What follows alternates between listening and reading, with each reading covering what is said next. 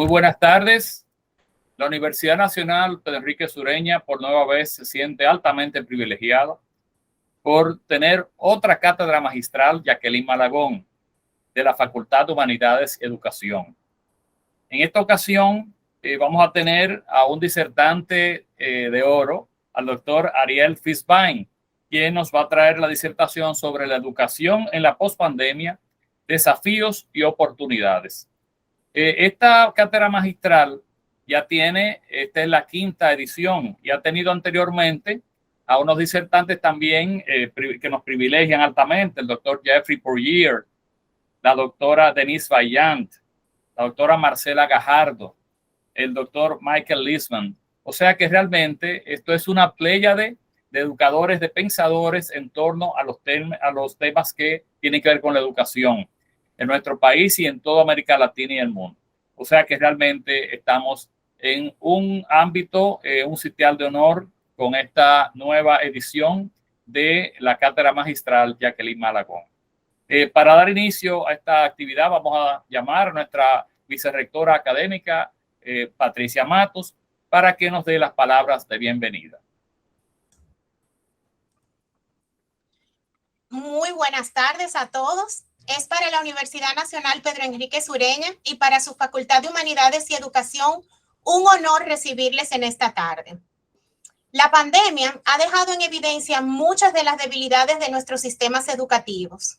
A pesar de los esfuerzos de todos los países para garantizar que los estudiantes mantuvieran algún nivel de aprendizaje, reconocemos que muchos niños y jóvenes no tuvieron la oportunidad, lo que ha provocado rezago educativo para muchos, pero grandes oportunidades de reinventar las escuelas y las universidades.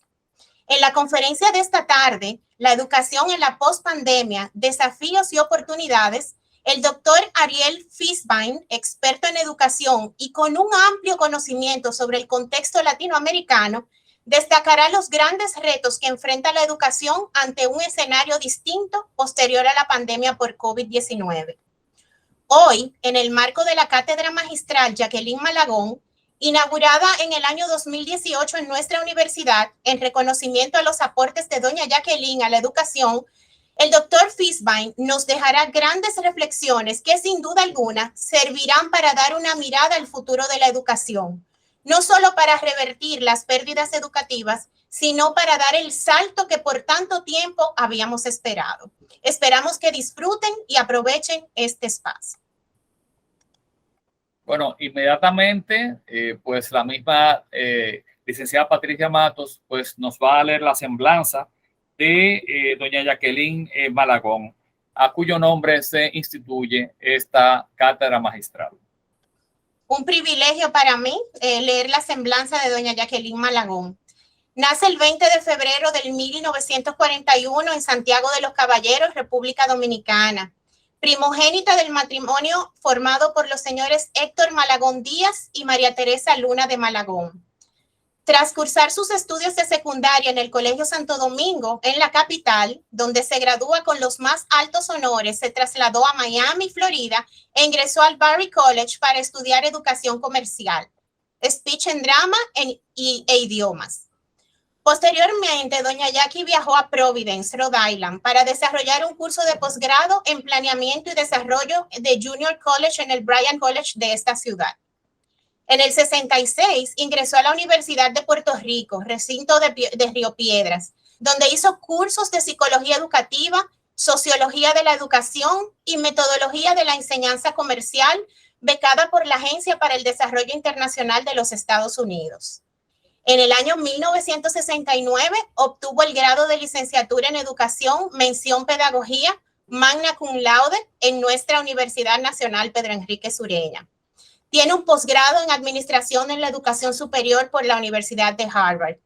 Desde el año 1960 hasta el presente ha sido profesora y ha formado parte como fundadora, ejecutiva y miembro directivo de numerosas instituciones educativas, culturales, sociales y deportivas, destacándose entre ellas la Universidad de Santo Domingo, Universidad APEC, de la que fue vicerrectora académica, Educa, de la que fue su directora ejecutiva, fundadora, los Centros de Educación a Distancia CENAPEC, de la que fue directora ejecutiva, miembro fundadora del Instituto Nacional Técnico Profesional Infotep, en representación del sector empresarial privado, del Consejo Nacional de Hombres de Empresa, del que fue su asesora para asuntos educativos, la Secretaría de Estado de Educación, Bellas Artes y Cultos, de la que fue su titular secretaria en el periodo del 91 al 95, la Comisión Dominicana de la UNESCO, de la que fue su presidente, el Seguro Médico para Maestros, del que fue su presidente,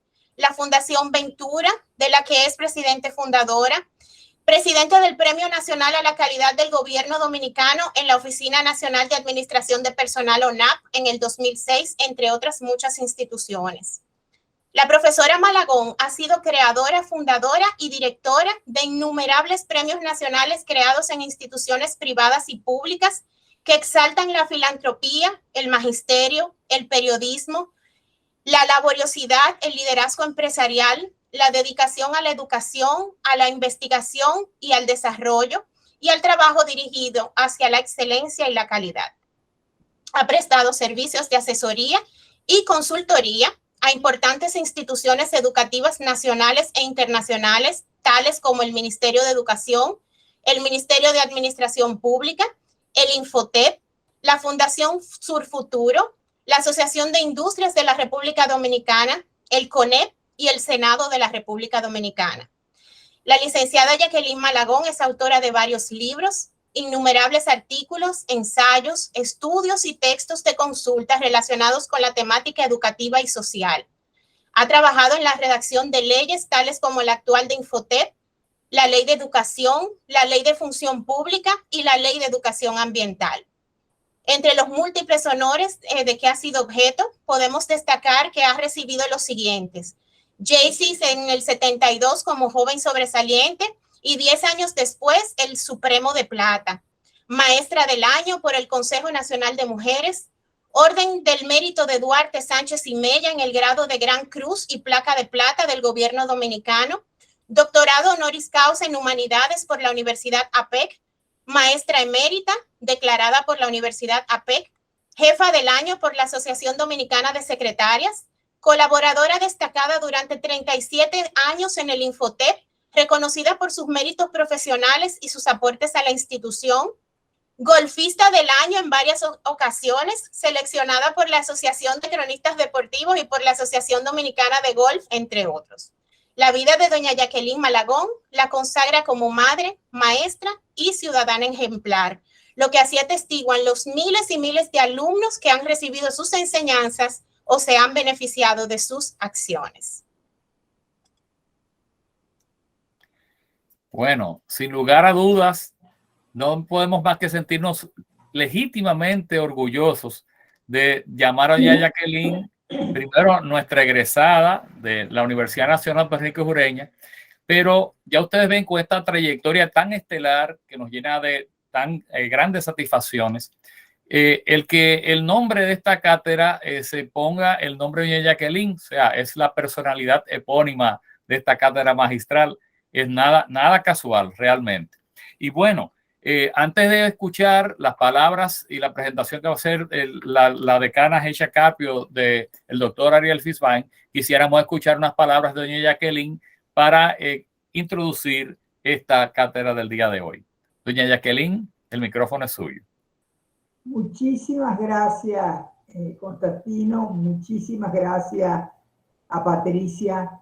Y también muchas gracias al rector de la Universidad Nacional Pedro Enrique Ureña, el amigo arquitecto Miguel Fiallo, que en su momento, hace ya 5 o 6 años, creó esta cátedra con la intención de honrar mi nombre, pero realmente para mí no es el honrar mi nombre, para mí es crear en base a mi nombre un espacio de difusión de las nuevas corrientes pedagógicas que nuestros maestros en Dominicana y los maestros internacionales pueden beneficiarse de ella.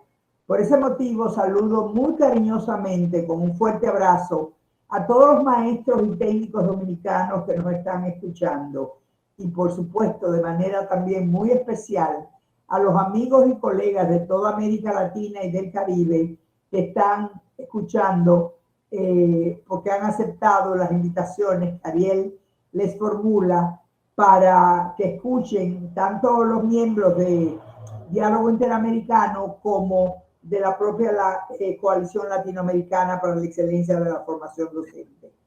Es importante que les diga que la universidad todos los años consulta conmigo a quien yo creo que deben invitar para ser el orador.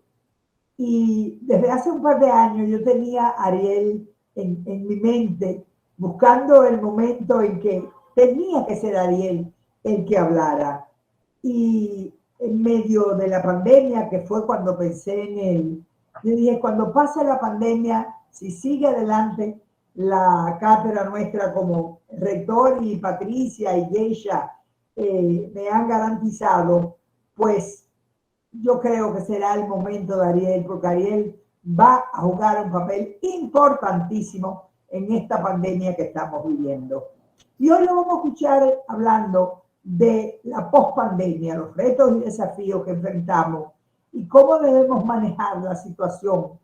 Yo voy a decir, para puntualizarla de una manera mucho más efectiva, de cómo debemos manejarla en el aula.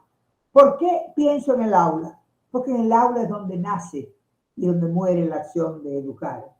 El niño aprende lo que el maestro enseña y todo sucede en el aula. El aula es el eje del aprendizaje y yo siempre estoy hablando de la importancia que debemos darle a lo que pasa en el aula. En el caso de la República Dominicana, este es un momento estelar para que nuestros maestros, nuestros técnicos, las personas que están comprometidas con la educación en nuestro país, escuchen una voz como la de Ariel, una voz tan autorizada, una voz que puede predecir cosas que van a suceder y lo va a hacer con mucha excelencia y con mucha autoridad. Pero sobre todo, los maestros nuestros en Dominicana, que saben que estamos modificando la ley de educación, pero tan importante como eso es que saben que tenemos una nueva gestión en el Ministerio de Educación que nos ha llenado de esperanza porque estamos con un educador como ministro del gobierno dominicano. Entonces yo quiero apelar a los maestros, al compromiso de los maestros, a la vocación de los maestros, para que prestemos toda la atención posible al doctor Ariel Fitzwain, al amigo Ariel, para que veamos cómo lo que él nos dice puede enriquecer ese atraso que ya hemos reconocido que la pandemia nos ha pintado en la cara, que estamos hablando de unos 10 años de atraso. Tenemos que ganar ese tiempo y tenemos que galopar en pos de conseguir que los aprendizajes de nuestros niños mejoren y mejoren efectivamente en las aulas. Ariel, te agradezco muchísimo que hayas aceptado ser el orador de este año. Sabes que tengo una gran admiración por ti, hace años que te conozco y me alegré muchísimo cuando ingresé a la Coalición Latinoamericana de saber que tú eras el coordinador de la coalición.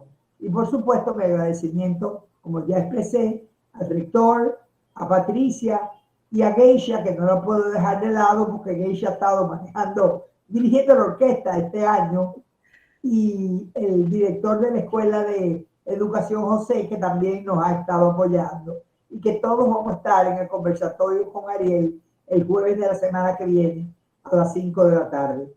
Así es que no dejen de regar la voz, como decimos en un español coloquial, para que los maestros a las 5 de la tarde del miércoles próximo, 12 de octubre, se conecten y vean esta seguro magistral conferencia que Ariel nos va a dictar.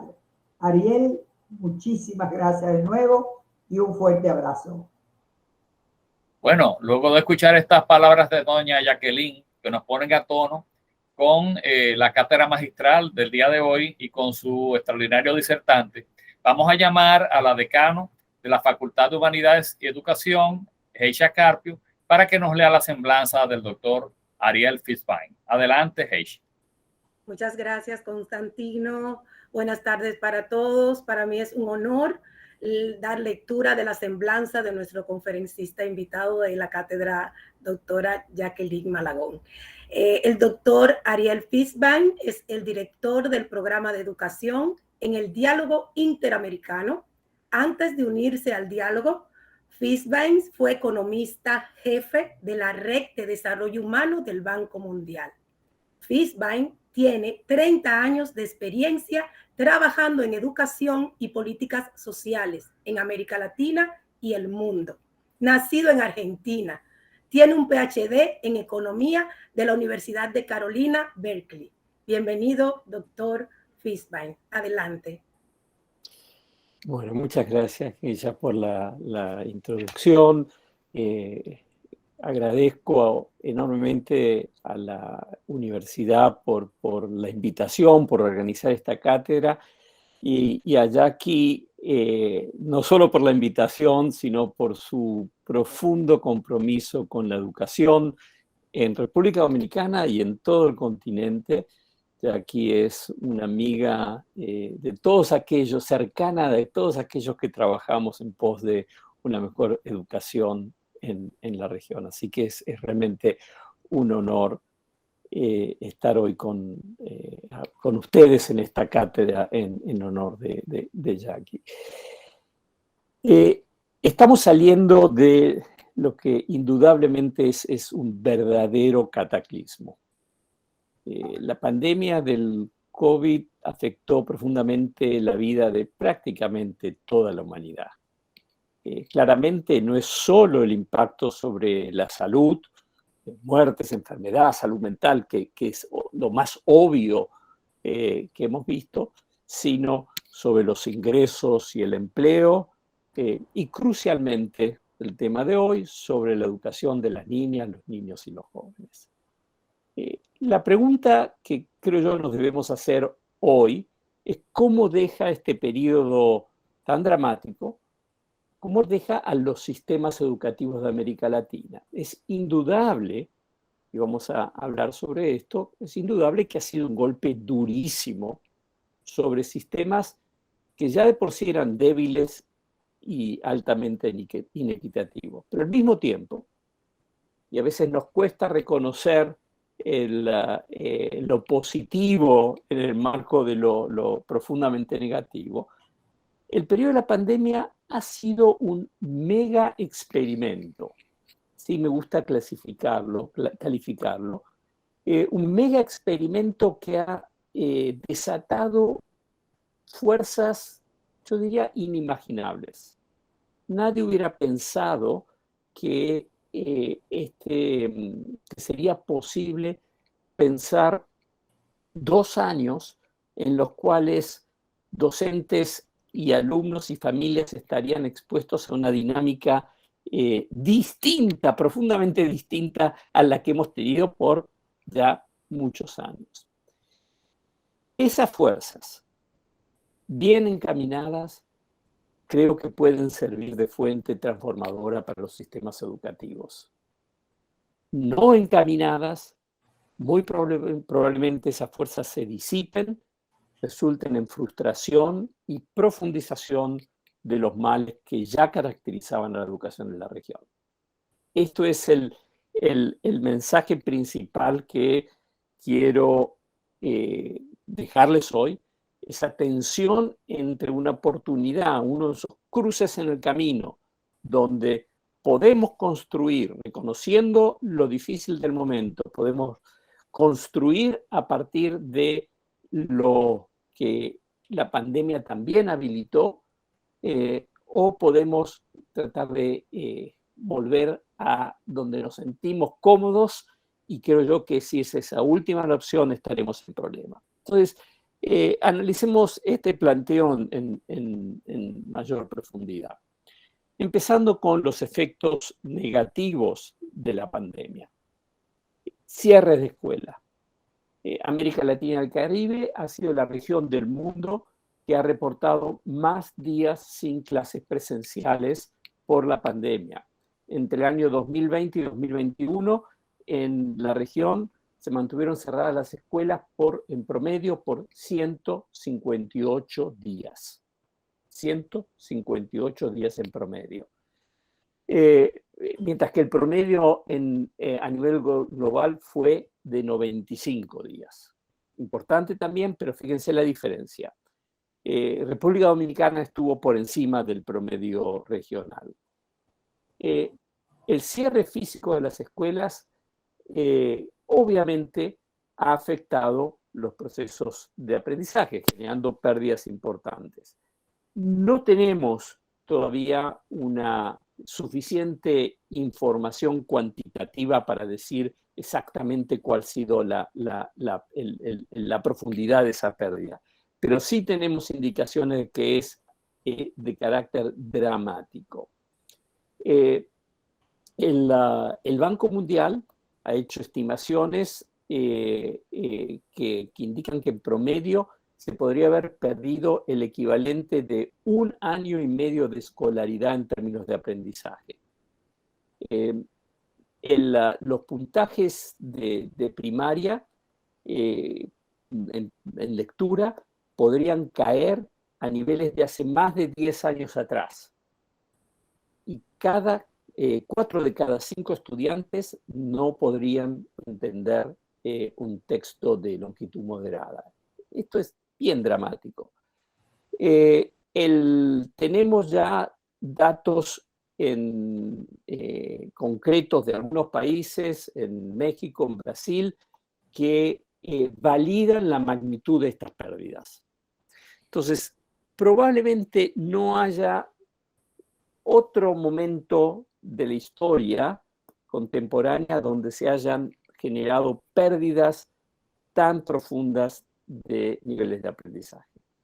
No solamente los aprendizajes, una dimensión que es muy importante y que no hemos en general enfatizado lo suficiente es el bienestar emocional. Los alumnos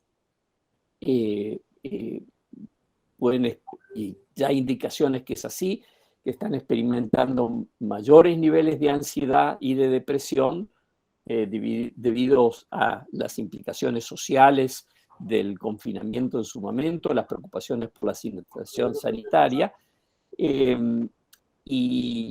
Esto sabemos que afecta los procesos de aprendizaje. En algunos países, en Chile, por ejemplo, hay fuertes indicaciones de aumentos en niveles de conflicto y violencia al nivel de las escuelas.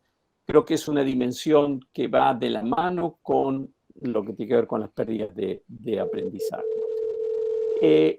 Finalmente, para pintar este panorama, aunque todavía no tenemos los datos finales actualizados para el 2022, tenemos preocupación sobre el abandono, la deserción escolar y el impacto que ha tenido la pandemia. Algunas simulaciones estimaban hasta 15% de abandono, de aumento en abandono. Habrá que seguir viendo esto con cuidado para saber en qué medida el retorno a la presencialidad ha venido con menores tasas de participación. Estos efectos operan sobre sistemas que eran ya conocidos como sistemas educativos débiles prepandemia. Empezando con sistemas que tenían bajos niveles de aprendizaje comparados con otras regiones del mundo, pero también con las propias expectativas que los ministerios y las sociedades se han fijado en ese sentido. Esto es bien conocido, no voy a aburrirlos con toda la historia de las pruebas internacionales. Sabemos, por ejemplo, que en el caso de PISA, la prueba PISA, los alumnos latinoamericanos se desempeñan a un nivel extremadamente bajo. Sabemos que el último estudio que hizo UNESCO, el laboratorio de UNESCO, LERCE, prepandemia, dicho sea, aproximadamente 1/3 de los alumnos en primaria no logran los aprendizajes básicos de lectoescritura, que sabemos que eso después básicamente garantiza su fracaso escolar. 1/3. no tiene el nivel más bajo mínimo que se mide en ERCE.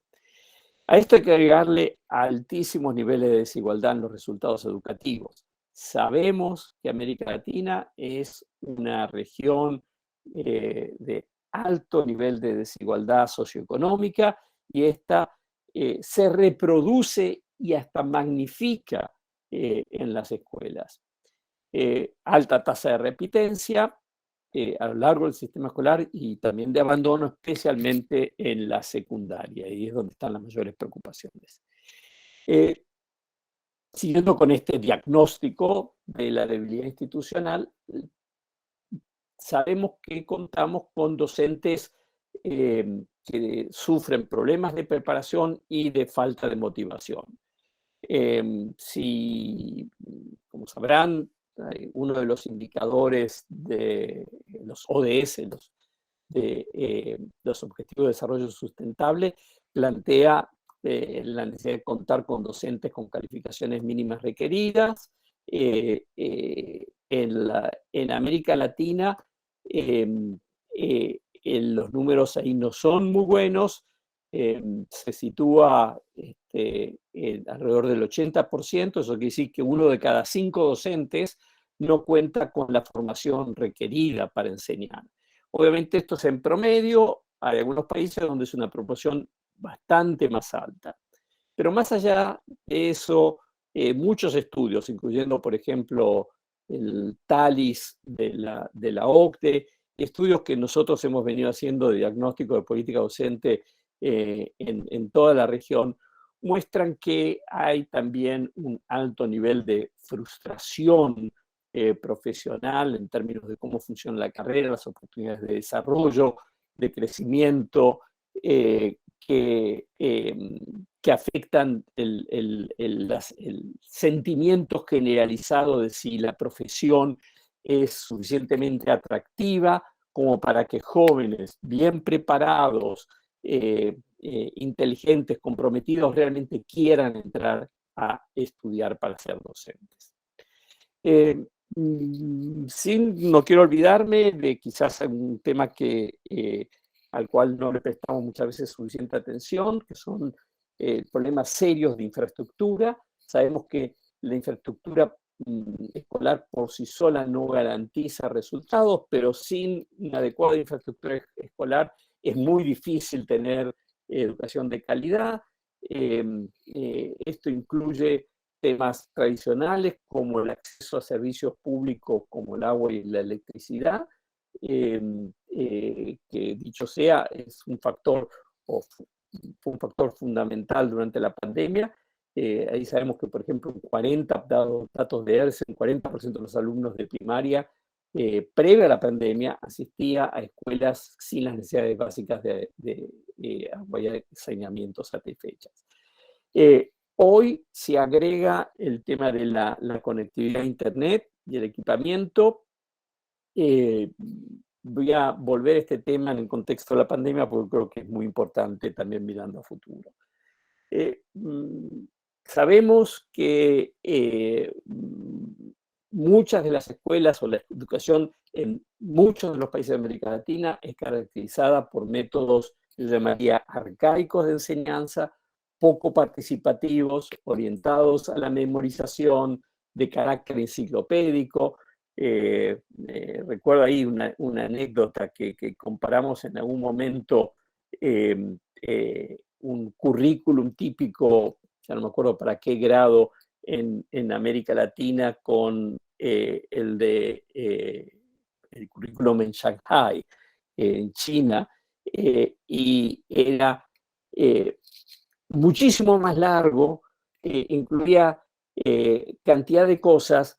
El currículum de China era muy claro cuáles eran los objetivos, era fácil de medir si eran logrables o no. Los que mostrábamos de América Latina no lo eran. Tiene que ver con el carácter enciclopédico de muchas de nuestra educación. Insuficiente énfasis en habilidades del siglo XXI, no solamente los aspectos socioemocionales, sino la capacidad de ser creativo, de innovar, de colaborar con otros. baja incorporación de tecnología, y yo agregaría, y esto es importante, quedó claro también en el contexto de la pandemia, centrado casi exclusivamente en la escuela, donde no hay un rol aceptado, incorporado de los hogares, las comunidades, la cultura, la televisión. Sistemas educativos ineficientes. La inversión en educación en América Latina creció durante los primeros años de este siglo. Promedio creció del 3, casi un punto del producto, del 3.7% al 4.6%, pues ya cerca de la pandemia estaba más baja. Pero aunque hay diversidad en esas proporciones, es claro que hay muchos países que no invierten lo suficiente en educación. Sin embargo, la característica común en la región tiene que ver con la ineficiencia en esa inversión. Por un lado, que la asignación está prácticamente capturada en su totalidad por el pago de salarios, sin dejar entonces suficientes recursos para otro tipo de inversiones. Y por otro lado, que sabemos que ese aumento, que hay una mala utilización de fondos muchas veces, ya que el aumento en la inversión no ha resultado en aumentos paralelos o consecuentes en los resultados. Entonces, vayamos a la pandemia. Un shock inesperado para el que nadie estaba preparado. Nadie, punto. Todos los países tuvieron que buscar formas de llevar a gran escala la educación a distancia. Fue un periodo, especialmente el año 2020, de sorpresa, preocupación y de innovación, donde todos los ministerios, escuelas, tuvieron que improvisar y buscar cómo resolver, seguir prestando servicios educativos. Y lo hicieron de la mejor manera que podían, considerando el punto de partida y las condiciones bajo las que operaban. ¿Cuáles eran esas condiciones? Bajas tasas de conectividad a Internet, pese a los esfuerzos que se habían realizado, la inequidad en el acceso a tecnología, conectividad, recursos digitales, era enorme. Menos de la mitad de los hogares vulnerables tenía acceso a Internet. Y por acceso me refiero a un acceso mínimo, no lo que llamamos conectividad significativa, que requiere de continuidad, de velocidad, de paquetes de datos suficientemente poderosos para que sirvan para los procesos educativos. Inexistencia o insuficiencia de dispositivos. Y claro, digo, a ver, yo ya no tengo niños en edad escolar en casa, pero colegas que sí los tenían, decían, miren, yo tengo equipamiento en casa, pero no tengo suficiente para que los 2 o los 3 niños estén conectados todo el día al mismo tiempo que los padres lo estaban haciendo. Inexistencia de plataformas adecuadas, muchos países tuvieron que montarlas muy rápidamente. Falta de preparación de los docentes, ¿okay? Para cómo enseñar en medios digitales y a distancia. Y yo agregaría también redes de apoyo social débiles, especialmente en comunidades de bajos ingresos. Forzados por esa realidad, se tuvo que innovar. ¿Qué pasó? ¿Qué se vio? Se ajustó el currículo, priorizando contenidos fundamentales. No en todos los países, sin embargo. Y debo decir que yo tengo la preocupación que en lugar de seguir priorizando contenidos fundamentales, volvamos aún en aquellos países que sí lo ajustaron de la pandemia, volvamos a el modelo enciclopédico donde recargamos lo que se trata de enseñar. Se desarrollaron plataformas con recursos online, muchas de esas muy interesantes, pero además se empezó a utilizar medios que ya habíamos abandonado, como la radio y la televisión, como instrumentos educativos. Había en América Latina una tradición importante en este sentido que de alguna manera se dejó de lado y la pandemia nos llevó a retomarlos. La mayor parte de los países de la región utilizaron la radio, la televisión y la televisión como parte de la respuesta ante la pandemia. Se capacitó a docentes. Aún en la pandemia, con las dificultades que eso implicaba, hubo el esfuerzo de llegar a los docentes con capacitaciones a distancia para prepararlos a enseñar en medios digitales. Directores y docentes tuvieron que romper moldes y buscar nuevas formas de enseñar.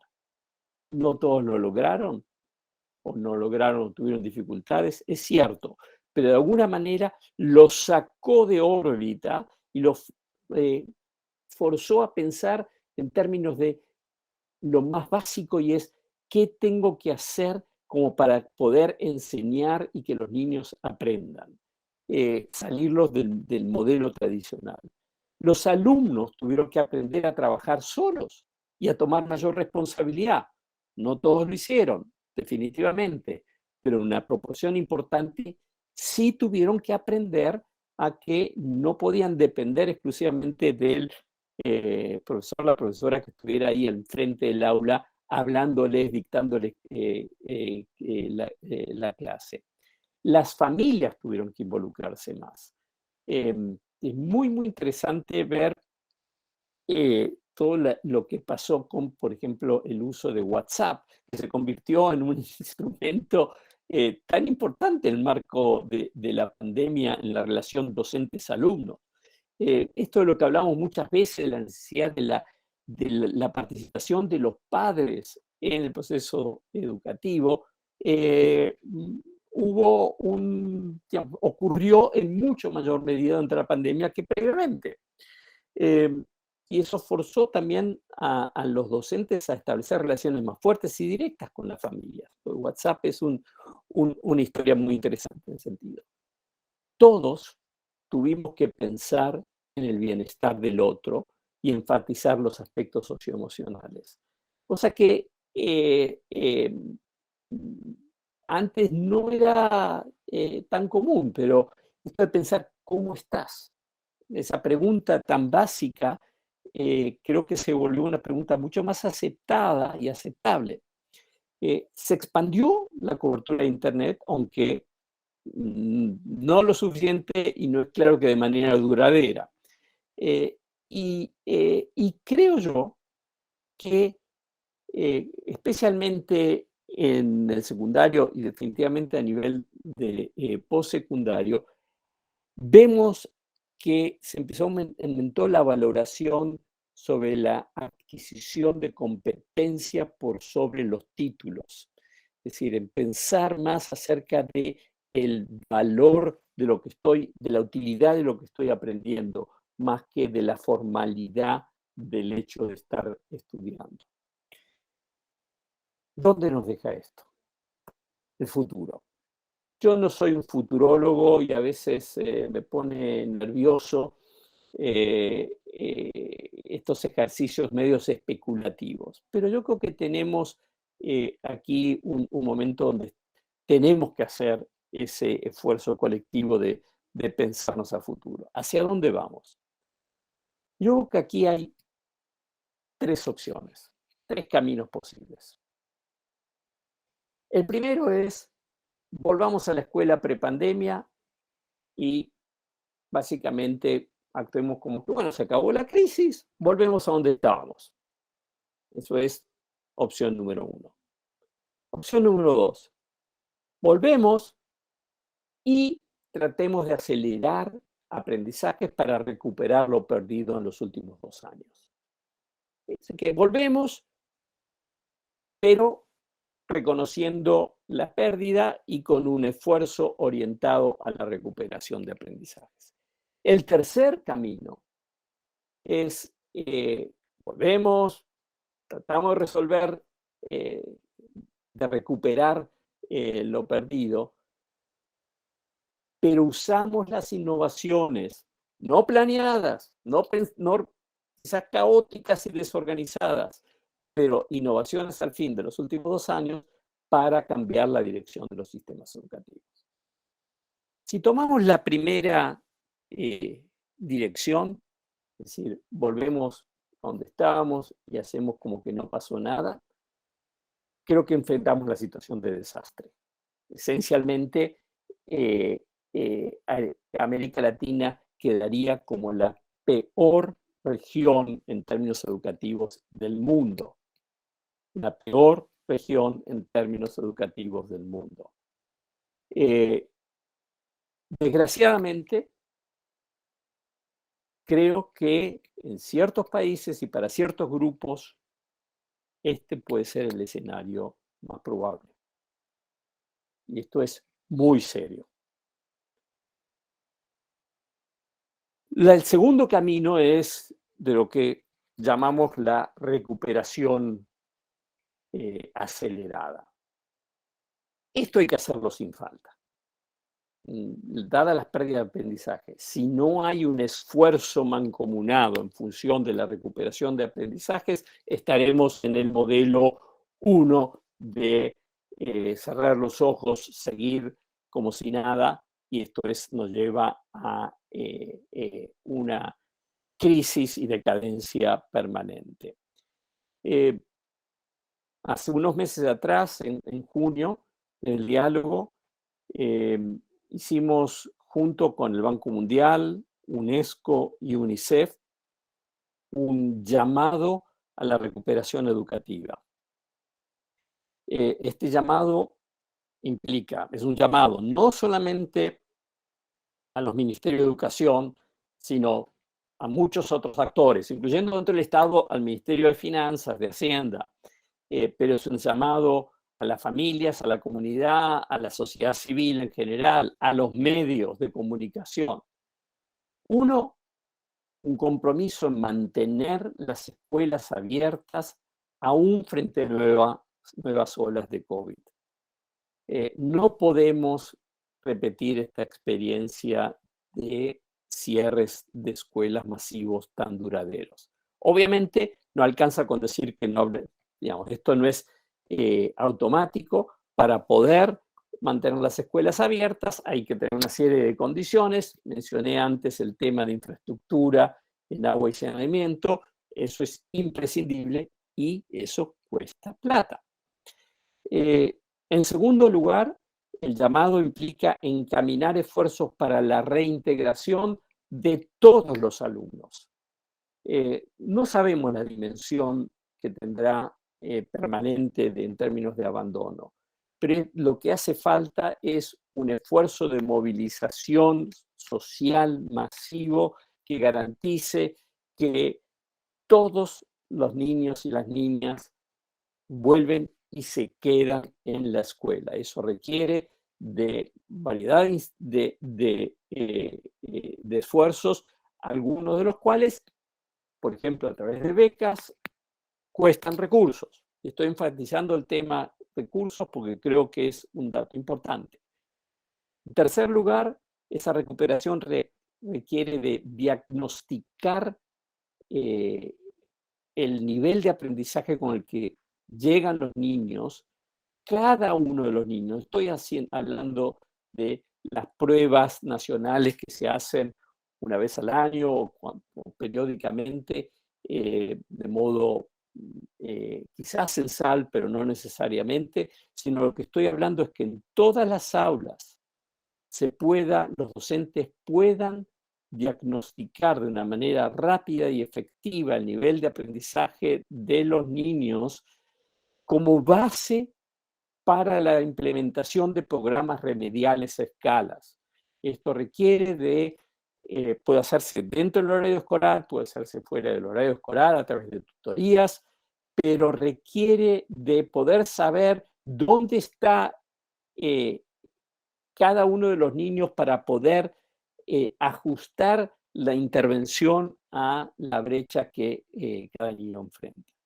Y como ya lo planteé, cada una de estas medidas cuestan plata y eso hace falta asegurar el financiamiento necesario. Esto es un punto muy importante. Ante la pandemia, como sociedades, asignamos los recursos necesarios para protegernos del virus, para vacunarnos, para tener mascarillas, etcétera, etcétera.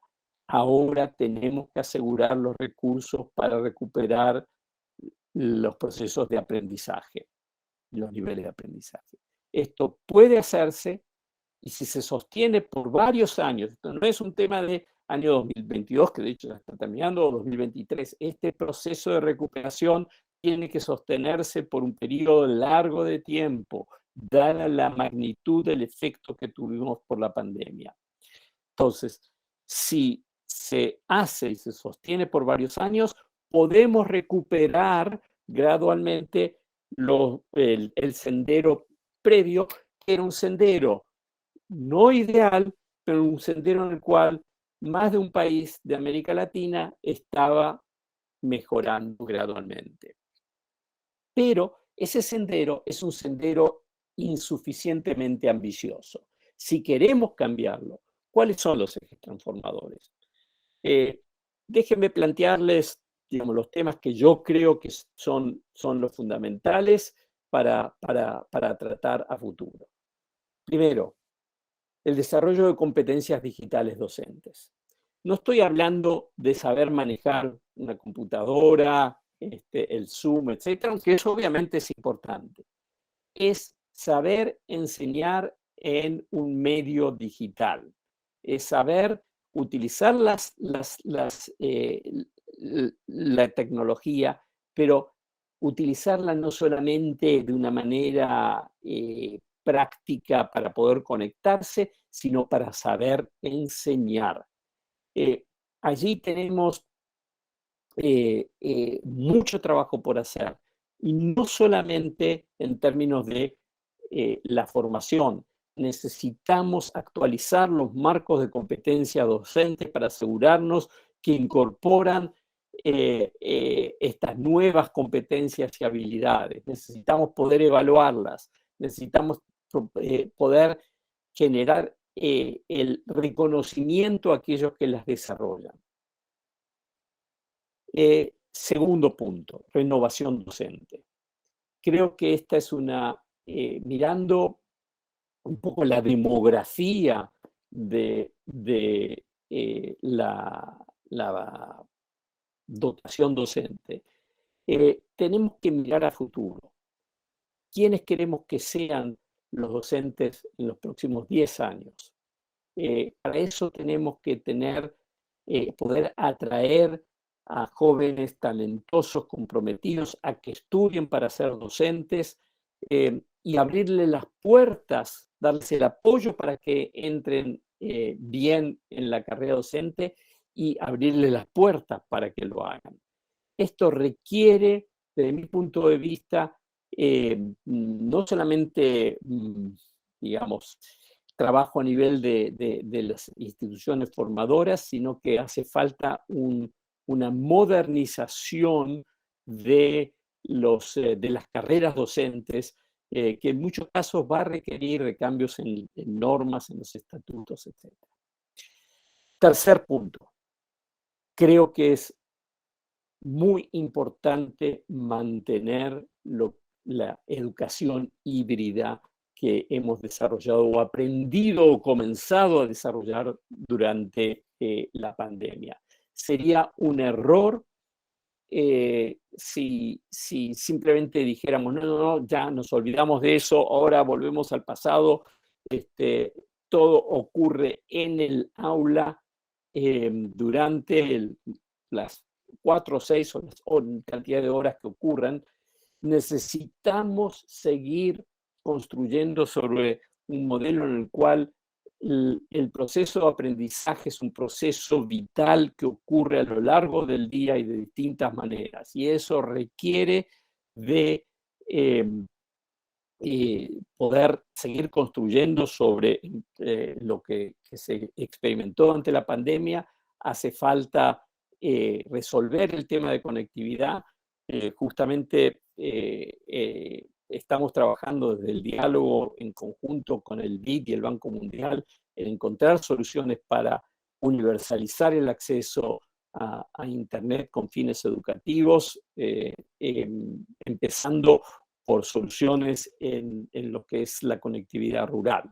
Pero no es solamente esto, creo que ya lo hablamos previamente, hace falta seguir construyendo sobre las modernizaciones que existieron durante la pandemia. Empoderar directores. De lo que estamos hablando de este cambio no puede hacerse de una manera verticalista, tirándole normas y procedimientos a las escuelas. Debemos realmente generar el espacio para que los directores, que son quienes conocen a sus alumnos, a sus docentes, puedan tomar decisiones, incluyendo decisiones de personal. Debemos continuar esta dirección que ocurrió de manera no pensada ni deseada durante la pandemia, de transformar el docente de un catedrático en un facilitador y no un enseñador, un facilitador del proceso de aprendizaje. Eso es un cambio cultural, fundamentalmente cultural, que creo que debemos seguir avanzando. Necesitamos mayores presupuestos, pero no para simplemente seguir alimentando la nómina salarial. Necesitamos que esos recursos adicionales vayan para financiar la innovación y la generación de bienes públicos culturales que alimenten los procesos educativos. Creo que tenemos que apostarle más a construir o prestarle más atención a lo que tiene que ver con el bienestar socioemocional. Lo experimentamos durante la pandemia, ese vínculo entre lo socioemocional y lo cognitivo, y creo que no debemos dar marcha atrás en esta dirección. Y finalmente, un tema que yo creo que no está en las discusiones, pero que también la pandemia abre, es lo que es una nueva reforma de la educación secundaria, donde debemos nuevamente construyendo sobre la experiencia de autonomía estudiantil que se dio de hecho durante la pandemia. Debemos movernos, y esto ya fue hablado muchas veces, a esquemas más flexibles que le permitan al estudiante diseñar su propio programa de estudios en el secundario, que esto no es simplemente decir, bueno, tiene 3 opciones, puede ir para ciencia, para humanidades, una otra cosa por allí, sino que tiene que darle mayor flexibilidad al estudiante para ir eligiendo materias, niveles a los cuales quiere participar, incluir prácticas laborales, etc. Bueno, es una agenda amplia, una agenda enorme, una agenda que requiere de liderazgo, una agenda que requiere de recursos y de paciencia y de compromiso político. Entonces, volviendo a estos 3 caminos posibles, uno es el camino retrógrado, es volver a donde estábamos antes. Eso es sinónimo de desastre, de permanente crisis y decadencia. Otro es un camino de mejora, pero de mejora dentro de los parámetros tradicionales. Nos va a ayudar, pero no nos va a mover a otro nivel superior que es al que debemos aspirar. Y este tercer camino es un camino radical que busca construir de lo que la sociedad educativa, la comunidad educativa hizo durante estos 2 años tan extraños que vivimos, y construye a partir de eso empoderando a los distintos actores para que experimenten, para que desarrollen nuevos modelos, para que cambien. La nueva palabra es flexibilidad versus rigidez. Y creo que en esto tenemos que animarnos. Sé que genera miedo, que genera resistencia, que el sector educativo tiende a ser muy conservador, pero si no aprovechamos este momento, que es un momento definitorio, no solamente para reparar el daño que hizo la pandemia, sino también para construir y darle un shock de energía a nuestros sistemas escolares tan conservadores. Si no hacemos eso, creo yo que habremos perdido quizás la última oportunidad que tenemos de realmente desarrollar una educación de calidad para todas y todos. Muchas gracias. Bueno, sin lugar a dudas, acabamos de escuchar una disertación extraordinaria del doctor Ariel Fitzwain. Es un privilegio realmente haberlo tenido aquí con nosotros en este día, y nos da una visión tan amplia de todo el universo de aspectos a tomar en cuenta en cuanto a los caminos que podemos recorrer a partir de este momento de la pospandemia. Yo añadiría, doctor Fitzwain, uno es fácil, uno es cómodo y otro es difícil, pero es el que debemos tomar realmente. O sea que creo que esta disertación suya pues nos abre realmente un horizonte de posibilidades extraordinario, y nos sentimos altamente privilegiados y agradecidos de sus palabras, porque a veces poner el dedo en la llaga es lo que hace que uno se mueva hacia adelante, y esperamos que esa sea la situación, que de aquí en adelante podamos marcar un punto, un cambio en la inflexión de hacia dónde nos dirigimos, y poder recuperar el tiempo perdido y situarnos en un mejor camino hacia un futuro más promisorio para todos nuestros pueblos de América Latina y del mundo. Muchas gracias, Ariel Fitzwain, doctor Fitzwain, agradecidos, y sea usted bienvenido siempre a nuestra Universidad Nacional Pedro Enríquez Ureña, en donde más adelante lo vamos a esperar para un conversatorio que evidentemente pues va a redondear esta disertación suya, ya que habrá oportunidad de formularle algunas preguntas y obtener con ello pues un mejor arsenal de capacidades de respuesta ante lo que nos viene por delante. Gracias de nuevo a doña Jacqueline, a la licenciada Patricia Matos, nuestra vicerrectora académica, licenciada Heisha Carpio, decana de la Facultad de Humanidades y Educación, al licenciado José Ramón Suriel Fernández, el director de la Escuela de Educación. Realmente todos nosotros privilegiados con su disertación, esta cátedra magistral del día de hoy, Jacqueline Malagón, de la Facultad de Humanidades y Educación en esta Universidad Nacional Pedro Enríquez Ureña. Pasen todos un feliz resto del día.